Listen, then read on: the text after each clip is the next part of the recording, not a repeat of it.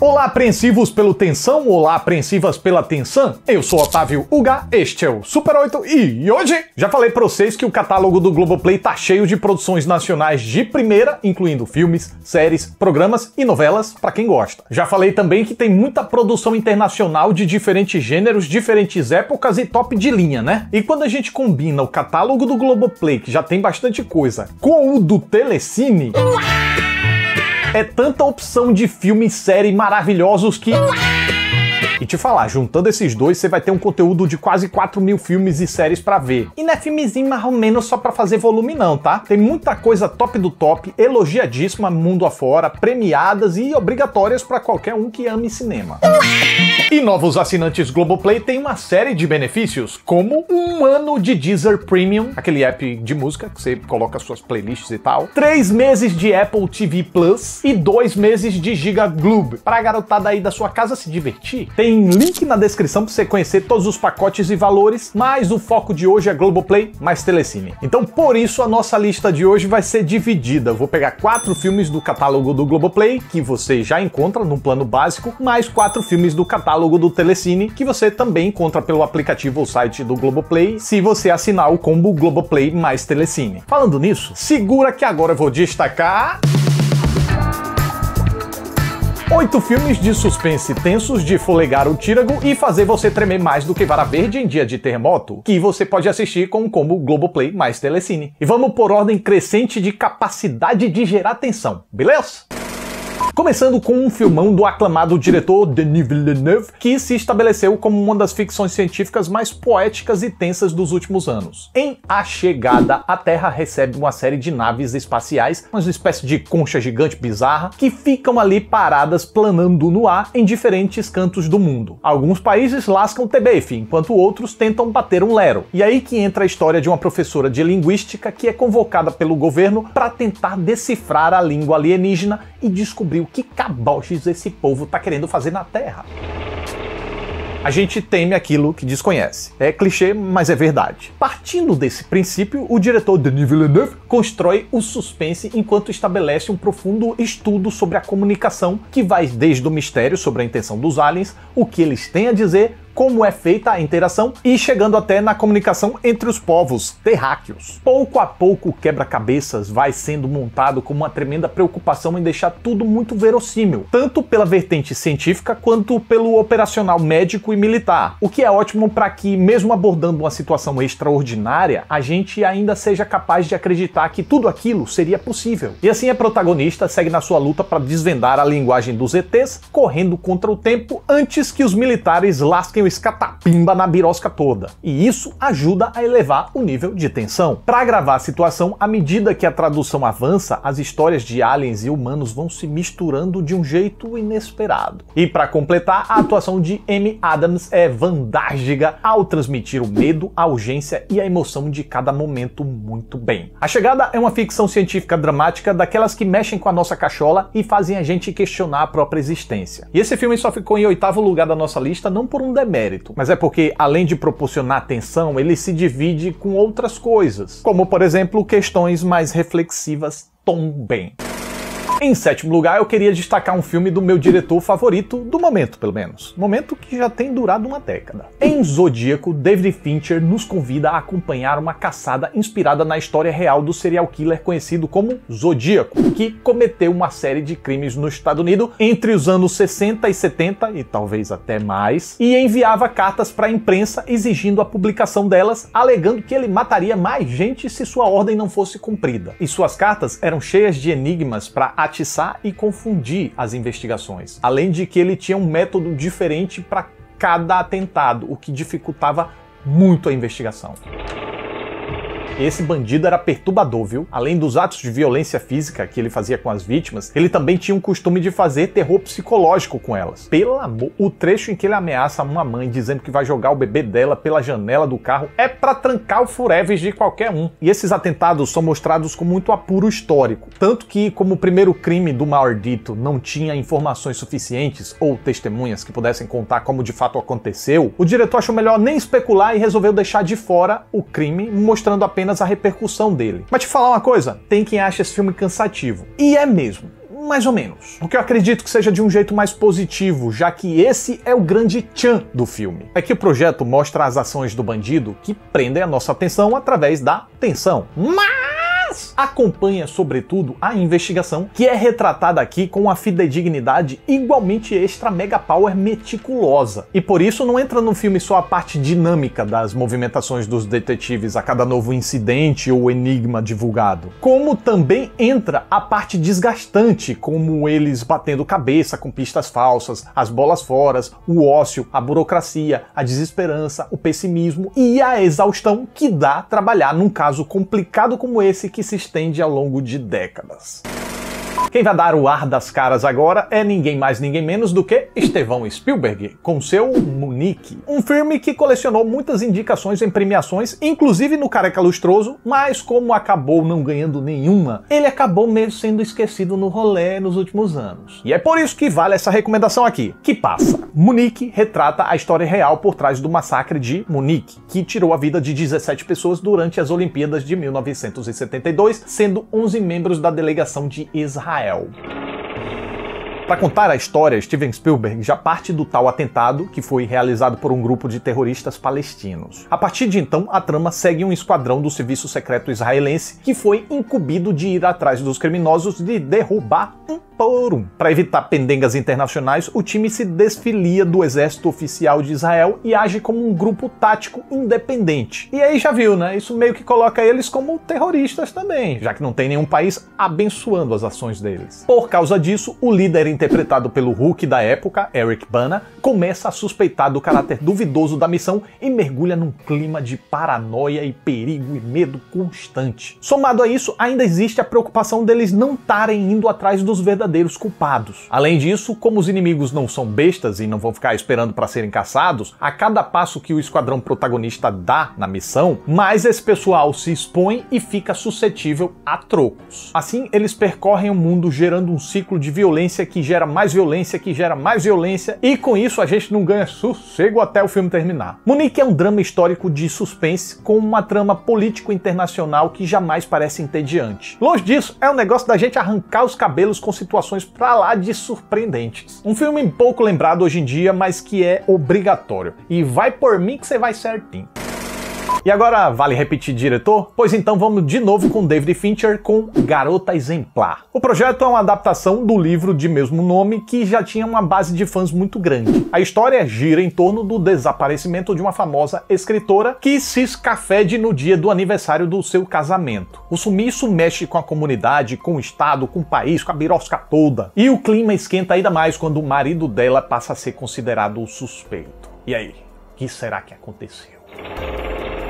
Pra você ver como David Fincher é versátil. Diferente de Zodíaco, que é fidedigno de um jeito quase documental, Garota Exemplar já tem uma pegada bem mais popularesca. Claro, por causa da fonte de inspiração, mas o triunfo do diretor tá em saber captar a essência de cada proposta e traduzir isso para a linguagem do cinema, variando o estilo narrativo. Cheio de reviravoltas, o filme tem uma história envolvente, mas se garante mesmo é pela montagem que mescla com o presente flashbacks que podem ou não ser tão verdadeiros como parecem. De forma que a gente passa a se questionar o tempo todo quem é o vilão da história, ou mesmo se há um vilão na história. Como a trama traz as perspectivas de diferentes personagens sobre as mesmas situações, não dá pra saber sequer se o marido é culpado ou se ele seria mais uma vítima. E aí a história vai se desenrolando pra uma solução e de repente novas surpresas aparecem e dá uma completa nova guinada no...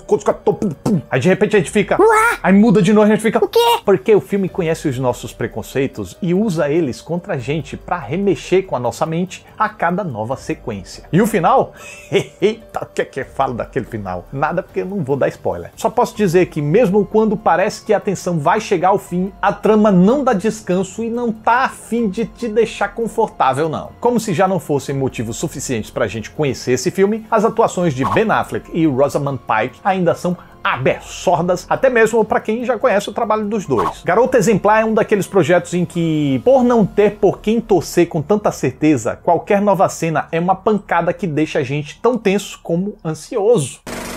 E já que a gente está repetindo o diretor, outro que merece ter um segundo filme aqui incluído é Denis Villeneuve, pois antes de A Chegada ele contou uma história mais intimista sobre o horror do sequestro de crianças nos Estados Unidos. Ambientado no Natal, Os Suspeitos acompanha duas famílias que têm suas vidas devastadas quando suas filhas menores desaparecem na rua após saírem para brincar. As famílias prestam queixa na polícia, mas irritado com a burocracia e a lerdeza na condução do caso, um dos pais decide caçar pistas por conta própria para tentar achar as crianças ainda com vida. Sequestro infantil é um tema facilmente identificável pelo espectador, mesmo não tendo filho, porque é chocante demais só imaginar o que um bandido pode fazer com as criancinhas. E, portanto, cada segundo que se passa pode ser crucial. Com um impacto psicológico imediato desse, prontamente a gente já se conecta, temendo muito pelo destino das menininhas aqui. Mas a grande sacada de Os Suspeitos é partir desse suspense inicial do sequestro para explorar a zona cinzenta dos seus personagens, que são heróis e vilões, vítimas e criminosos simultaneamente ao mesmo tempo na mesma hora. A forma como Villeneuve extrai a raiva e a indignação do pai da garotinha, vivido intensamente por Hugh Jackman, em meio a uma trama cheia de reviravoltas, é de fazer a gente hiperventilar. A gente sente tanto o drama dele e torce tanto por ele que nem se toca quando o sujeito tá cruzando a linha do aceitável até que a situação fica realmente crítica. Enquanto isso, o detetive interpretado por Jake Gyllenhaal age como uma espécie de voz da razão, mas até ele vai ter seus momentos de dualidade. Pluridimensões essas que enriquecem demais os personagens e deixam suas participações ainda mais tragicamente reais num filme que te prende e não te solta mais. Não tão realista assim é o nosso próximo filme, mas nem por isso ele deixa de ser verossímil, tá? Rua Cloverfield 10 conta a história de uma jovem que brigou com o noivo e acabou sofrendo um acidente de carro na estrada. Quando ela acorda, com a perna presa na parede, descobre estar num bunker construído por um conspiracionista neurótico que alega ter havido um evento catastrófico na superfície que tornou o ar tóxico. Mas será que ele tá contando a verdade ou não passa de um sequestrador psicótico? Apesar de ser o segundo filme da franquia Cloverfield, que começou com Cloverfield Monstro, Rua Cloverfield 10 é uma história bem menor que brinca com os conceitos de verdade e mentira. Afinal, olha que coisa suspeita essa premissa, né? A pessoa acorda num bunker escuro e sinistro, amarrada, e o cara estranho que te prendeu e te colocou ali diz que te salvou de um apocalipse. Como é que dá pra acreditar num sujeito assim? Como é que dá pra acreditar numa história bizarra dessa? E a principal pergunta, como isso consegue render um longa-metragem? Pois é, mas além do roteiro conseguir tirar uma boa ideia atrás da outra, de onde a gente nem espera pra preencher o filme, o diretor Dan Trachtenberg, que só tem esse filme no currículo e tá indo pro segundo agora com uma frequência, na verdade, do Predador, constrói uma narrativa embebida na claustrofobia e na paranoia de um jeito absurdamente envolvente. O que conta com a contribuição da protagonista, admiravelmente perspicaz, com quem a gente se alia com muita facilidade, e do conspiracionista interpretado lindamente por John Goodman, pois, para se livrar do seu jeitão legal habitual, ele incorpora a ameaça paranoica de uma forma assustadora. E o mais curioso e que deixa a gente mais positivamente perdido é que, ao mesmo tempo em que ele fala coisas super absurdas, às vezes ele consegue fazer parecer ser o único ser humano lúcido nessa história. E não saber se dá ou não para confiar no sujeito é desesperador. E o diretor pensa muito bem como deixar cada plano mais claustrofóbico e provocativo, caminhando para um clímax surpreendente, mas que dividiu o galerê, tá? Mas para você saber, você tem que assistir.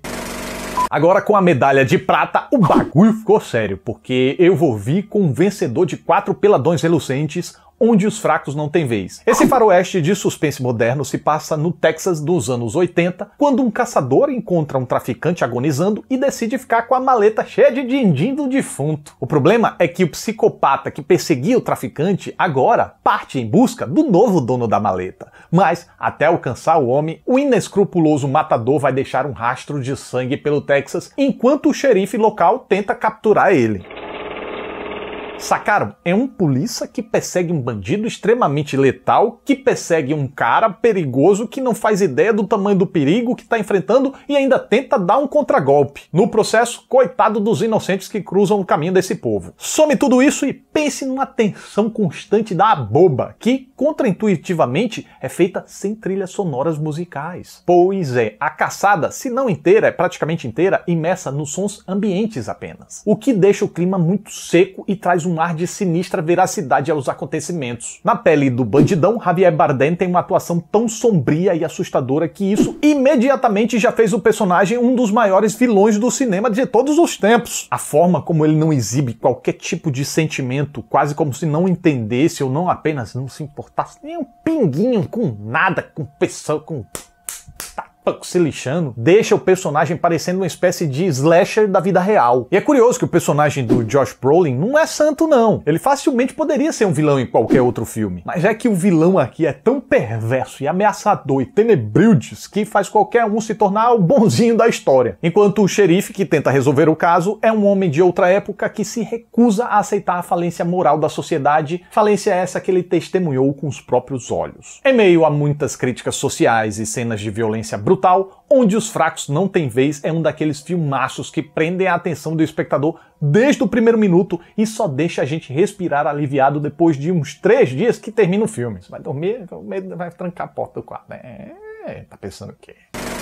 E nosso top 1 de hoje mereceu esse posto porque, além de tenso, ele é incômodo, perturbador, estranho, enigmático, desnorteante, desconcertante e até excruciante. Tô falando de Mãe. Conhecido por seus filmes sensoriais que mexem diretamente com as condições de desgaste dos protagonistas, Darren Aronofsky conta uma história de um casal que mora isolada numa casa remota. A mulher passa os dias se esforçando para deixar o lar um brinco, enquanto o marido tenta recuperar a inspiração para voltar a escrever seu livro. Mas as coisas começam a degringolar pro lado do mal quando visitantes inesperados decidem fazer aquela visitinha e trazem seus problemas exteriores para dentro da casa.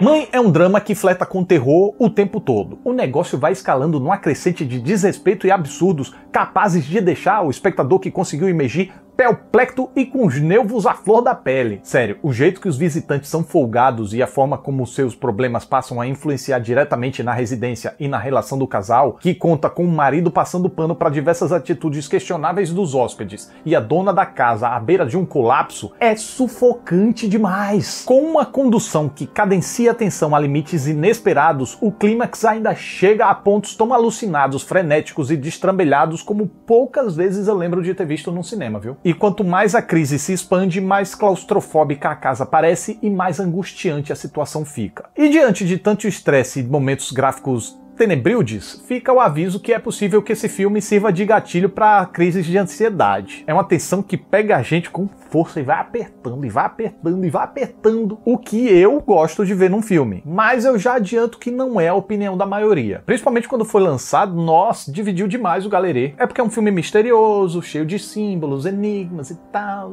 Agora que o tempo deu uma passadinha, eu tenho notado que a galerinha foi trocando mais figurinhas e entendendo melhor qual é o do filme, e com isso a rejeição parece ter caído. Se ficou curioso e assistir ao filme, eu fiz um vídeo aqui no canal, inclusive com aquela parte em que eu tento decifrar os segredos. Se interessar, é só dar aquela conferida. Lembrando que todos esses filmes você encontra no pacote Globoplay mais Telecine. A Chegada, Zodíaco, Garota Exemplar e Os Suspeitos pelo Globoplay. E Munique, Rua Cloverfield 10, Onde os Fracos Não Têm Vez e Mãe pelo lado do Telecine. Aquele link delícia tá na descrição para você conhecer mais sobre os pacotes e valores, poder assinar e assistir a esses filmes maravilhosos que eu selecionei com tanto carinho para vocês. Então é isso. Mais um Super 8 tá chegando ao final. Eu fico muito grato pela atenção de vocês. Muito obrigado, até a próxima.